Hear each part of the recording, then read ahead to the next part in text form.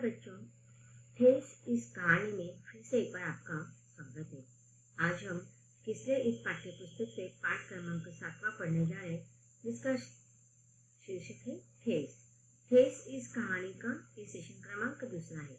इसके पहले सेशन में हमने देखा था कि यह जो कहानी है फणीश्वर नाथ रेणु इनके द्वारा लिखा गया एक आंचलिक कहानी के रूप में हमारे सामने आया है। इस कहानी में एक कारागीर का वर्णन लेखक ने किया है। चलिए सब लोग पाठ्य पुस्तक निकालेंगे और अब हम कहानी को आगे पढ़ेंगे। यहाँ पर लेखक ने हमें सिरचन नामक एक कारागीर का वर्णन किया है। लेखक बताते हैं कि अब जब खेतों में काम करने के लिए कोई भी किसान मजदूरों को बुलाता है तो सिरचन को कभी नहीं बुलाता है, क्योंकि वह काम नहीं कर सकता है। वो थोड़ा उसके पहला वो कारागीर था और आज वह ऐसी क्या बात हो गई थी कि वह अपना कारागिरी छोड़कर मजदूरी का काम कर रहा था, लेकिन सब लोग उसे बेकार समझते थे, कामचोर समझते थे। तो इसके पीछे का कारण अब लेखक हमें आगे बता रहे हैं कि कहाँ वो किस प्रकार का व्यक्ति था। पहले के एक समय था वह अच्छा कारागिर था, लोग उसकी खुशामद करते रहते थे। बहुत सारे लोग उसको कहते थे कि तुम्हारे जैसा कारागिर सारे इलाके में नहीं है। अब आगे हम देखते हैं कि इसलिए सिरचन को बुलाने के पहले मैं माँ से पूछ लेता। सिरचन को देखते ही माँ हुलस कर कहती, अर्थात आनंदित होकर कहती, आओ सिरचन, आज नेनू मत रही थी तो तुम्हारी याद आ गई। घी की टाड़ी खकरों के साथ चूड़ा तुमको बहुत पसंद है ना। और बड़ी बेटी ससुराल से संवाद भेजा है, अर्थात संवाद भेजना का अर्थ होगा कि मैसेज भेजा है कि उन्होंने संदेशा दिया है कि उसकी ननद रुटी हुई है मोती की शीतल पाटी के लिए। अब देखिए इस संवाद से हमें पता चल रहा है कि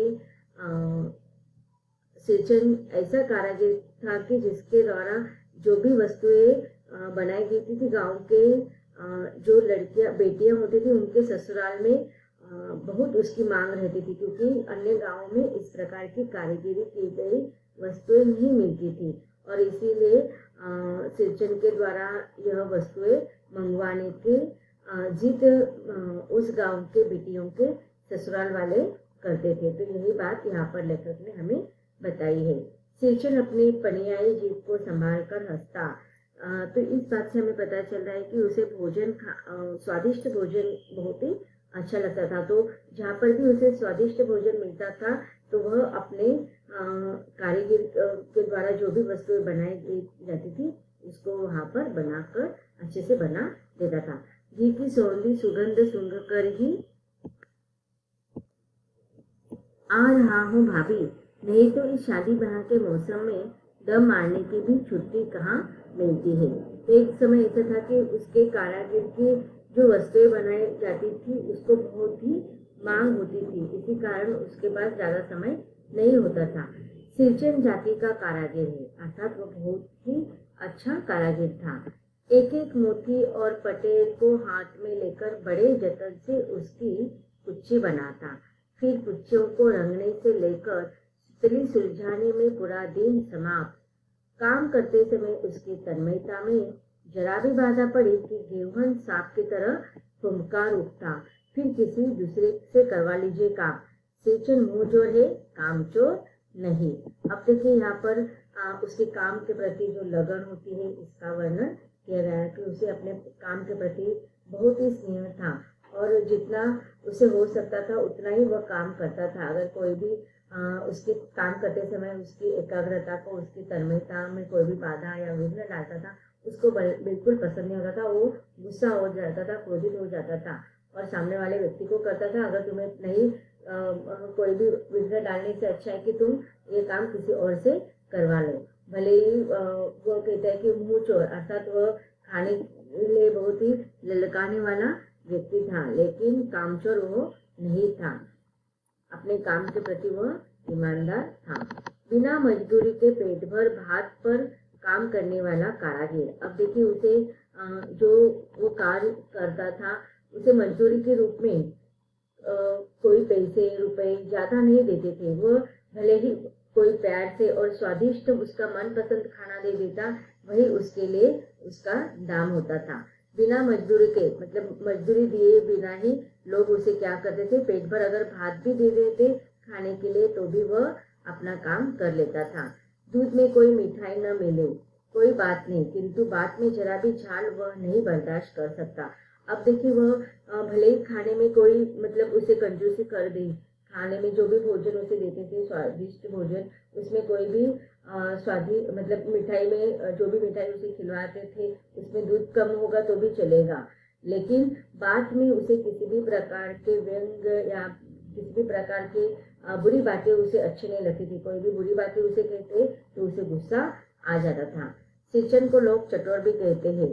तली बघारी हुई तरकारी, दही की कढ़ी, मलाई वाली दूध, इन सब का प्रबंध पहले कर लो, तब सिरचन को बुलाओ, धूम हिलाता हुआ हाजिर हो जाएगा। अब देखिए चटोर मतलब खाने में बहुत ही उसे बहुत खाना पसंद था और अच्छे अच्छे स्वादिष्ट डिशेस हम उसे कहते हैं, पदार्थ उसे बहुत अच्छा लगता था, इसीलिए लोग उसे चटोर कहते थे। कि उसके सामने दही की कढ़ी, ताज़ा दही की कढ़ी अगर उसे दे देते हैं, कोई अच्छी सी तरकारी वाली सब्जी उसे दे देते हैं, मलाई वाला दूध, इन सब का प्रबंध अगर उसे कर देते हैं तो वह खुश हो जाता था। अर्थात उसको बुलाने से काम करने के लिए अगर हमारे घर पर लोगों को अपने घर पर बुलाना है तो पहले उसके लिए खाने का प्रबंध कर दो, वह अपने आप आ जाता था, दूध मिलाता हुआ वो चला आता था। खाने पीने में चिकनाई की कमी हुई कि काम की सारी चिकनाई खत्म। अगर सामने वाले व्यक्ति ने खाने पीने में किसी भी प्रकार की कंजूसी कर दी तो वह उसके काम के प्रति भी वैसा ही व्यवहार करता था। अधूरा रखकर उठ खड़ा होता। अगर वो किसी घर पर काम करने के लिए जाता, कारीगर के रूप में जाता और सामने वाला व्यक्ति उसके मनपसंद भोजन नहीं देता, कंजूसी करता, तो वह आधा अधूरा काम छोड़कर वहां से चला जाता था। आज तो अब अध कपाली में दर्द, माथा ठनठना रहा है। अब देखो उसे पता चलता कि सामने वाला व्यक्ति उसे भोजन में थोड़ा नोकझोंक करे, कंजूसी करे, तो वो क्या कुछ भी बहाना बना देता था कि आज उसका आधा सिर दुख रहा है, माथा ठनक रहा है, थोड़ा सा रह गया है, किसी दिन आकर पूरा कर दूंगा। वो इस प्रकार का बहाना बनाकर वहां से चला जाता। किसी दिन माने वो कभी नहीं। अब वो आधा अधूरा काम छोड़कर अगर कहीं पर से क्रोधित होकर गुस्सा होकर चला जाता तो वह काम पूरा करने के लिए फिर से कभी भी नहीं आता था। मोती घास और पटेल की रंगीन शीतल पाटी, बांस तिलियों की झिलमिलाती चीख। अब देखिए कौन कौन सी वस्तुएं बनाते थे कारीगर के रूप में, इसका वर्णन किया गया है कि मोती घास और पटेल की रंगीन शीतल पार्टी बनाता था। मैंने आपको पहले ही इसका पिक्चर सेशन 1 में दिखाया है, अगर आप चाहें तो नेट पर भी सर्च कर सकते हैं। बांस की तिलियों से झिलमिलाती हुई चीख, सतरंगी डोरे के मोढ़े, भूसी चुन्नी रखने के लिए मूंछ की रस्सी के बड़े बड़े जाले, हलवाओं के लिए ताल के सूखे पत्तों की छतरी टोपी तथा इसी तरह के बहुत से काम है जिन्हें सिरचन के सिवा गांव में और कोई नहीं जानता। तो वह अपने काम में बहुत ही प्रवीण निपुण था। यह दूसरी बात है कि अब गांव में ऐसे कामों को बेकाम का काम समझते हैं लोग। बेकाम का काम जिसकी मजदूरी में अनाज या पैसे देने की कोई जरूरत नहीं, पेट भर खिला दो, काम पूरा होने पर एक हाथ पुराना कपड़ा देकर विदा करो, वह कुछ भी नहीं बोलेगा। अब देखिए यहाँ पर लेखक ने आज की वास्तविकता हमारे सामने रखी है। कारागिर लोगों को किस प्रकार से आज हम उनके द्वारा दिए गए बनाए गए जो वस्तुएं होती है उसके बदले में हम उन्हें क्या देते हैं। अब यहाँ पर सिरचन के द्वारा जो चीजें बनाई जा रही थी उसके समान बनाने वाला कोई व्यक्ति नहीं था गांव में, और इसी कारण बहुत सारे लोग उसे अपने घर ऐसे वस्तुएं बनाने के लिए कारागिर के रूप में बुलाते थे। अब यहाँ पर देखो उसे उसके बदले में क्या दिया जाता था, सिर्फ पेट भर खाना, एक समय का पेट भर खाना देकर उसके द्वारा बहुत सारी वस्तुएं वह बना लेते थे।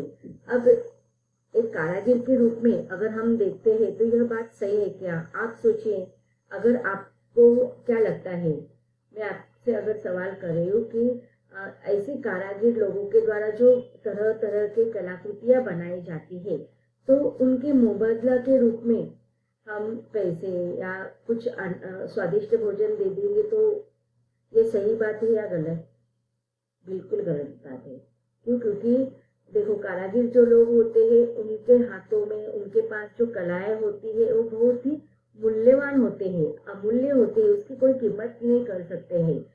उनके द्वारा जो कलाकृतियां बनाई जाती है, उसका मूल्य करना, उनके स्वाभिमान को ठेस पहुंचाना है, उनका अनादर करना है। ऐसे कारागिर लोगों के साथ देखो, उनको अगर हम पैसा देते हैं तो यह अच्छी बात है, लेकिन उसके साथ साथ अगर हम उनका सम्मान करें, उनका आदर करें, तो वही उनके लिए सबसे बड़ा सम्मान की बात होती है। तो हमें भी इस प्रकार का व्यवहार करना चाहिए। आज देखो, आधुनिक युग में इस प्रकार से कारागिर के खुद हाथ से बनाए हुए वस्तुओं की कीमत नहीं है। क्यों? क्योंकि आज आधुनिक युग में कारखाने आ गए, मशीनरी आ गए हैं। मशीनरी के द्वारा, इस वैज्ञानिक युग में हम मशीन के द्वारा बहुत सारे ऐसे कलाकृतियों को बना लेते हैं और वह आज हमें आसानी से उपलब्ध भी हो जाते हैं। लेकिन एक समय था कि ऐसे कारागिरों के द्वारा, हाथों के द्वारा बनाए गए वस्तुओं को बहुत समय लगता था, उनको दिन रात इकट्ठा करना पड़ता था, उनकी मेहनत बहुत ही थी। तो उनको भी, हमें भी उनका आदर करना चाहिए, सम्मान करना चाहिए। उनके काम के अगर हम अच्छा मुबादला देते तो उसके साथ साथ उनका सम्मान करना भी हमारा कर्तव्य है। कुछ भी नहीं बोलेगा, ऐसी बात नहीं। सिरचन को बुलाने वाले जानते हैं, सिरचन बात करने में भी कारागिर है। महाजन टोले के भज्जू महाजन की बेटी सिरचन की बात सुनकर तिलमिला उठी थी। ठहरो, मैं माँ से जाकर कहती हूँ, इतनी बड़ी बात। अब देखिए, वो केवल कारागिर के रूप में ही निपुण नहीं था, लेकिन अगर सामने वाला व्यक्ति उसे कुछ भी बोलता है तो उसे वह कभी कभी ऐसे उत्तर भी दे देता था कि सामने वाला व्यक्ति की बोलती बंद हो जाती थी। बड़ी बात है बिटिया, बड़े लोगों की बात ही बड़ी होती है। नहीं तो दो पटेल की पार्टियों का काम सिर्फ खसारी का सत्तू खिलाकर कोई करवाए भला? ये तुम्हारी ही माँ कर सकती है बबूनी, सिरचन ने मुस्कुराकर जवाब दिया था। तो देखो, यहाँ पर भी हमें पता चल रहा है कि कितनी गलत बात है कि आप इतना कारागिर लोगों से काम करवा रहे और वह सिर्फ खसारी की सत्तू खिलाकर, छोटा सा खाने का पदार्थ देकर। तो यह बहुत ही बुरी बात है, कारागिरों का यह अपमान है। उस बार मेरी सबसे बड़ी छोटी बहन की विदाई होने वाली थी। पहली बार ससुराल जा रही थी। मानू के दूल्हे ने पहले ही बड़ी भाभी को खत लिखकर चेतावनी दे दी है। मानू के साथ मिठाई की पतीली न आवे, कोई बात नहीं। 3 जोड़ी फैशनेबल चीक और पटेल की 2 शीतल पार्टियों के बिना आएगी मानू। तो आगे बात अधूरी छोड़ दी गई है। तो भाभी उसको मुस्कुराकर पूरा करते हैं। भाभी ने हंसकर कहा, बैरंग वापस। अब देखिए, यहाँ पर पता चल रहा है कि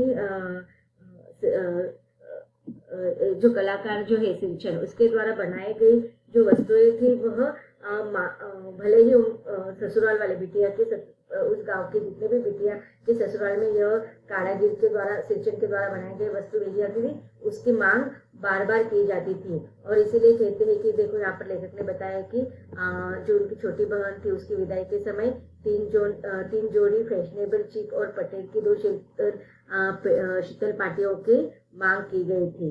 और इसीलिए 1 सप्ताह के पहले से ही सिरचन को बुलाकर काम पर तैनात कर दिया था उनके माँ ने। माँ ने कहा था, सिरचन इस बार नई धोती दूंगी, असली मोहर छापों वाली धोती। मन लगाकर ऐसा काम करो कि देखने वाले देखकर देखते ही रह जाए। तो इसलिए लेखक के माँ ने सिरचन को घर पर बुलाया था। तो इस प्रकार अब तक हमने देखा कि सचमुच सिरचन जो था वह कारीगर के रूप में एक निपुण कारागिर था और उसके द्वारा बनाए गए जो वस्तुएं होती थी उसकी डिमांड अन्य गांवों में भी बहुत ज्यादा होती थी। आगे भी लेखक के द्वारा हमें सिरचन के बारे में बहुत सारी जानकारी प्राप्त करना है, लेकिन उसको हम इसके अगले सेशन में विस्तार से पढ़ेंगे। धन्यवाद।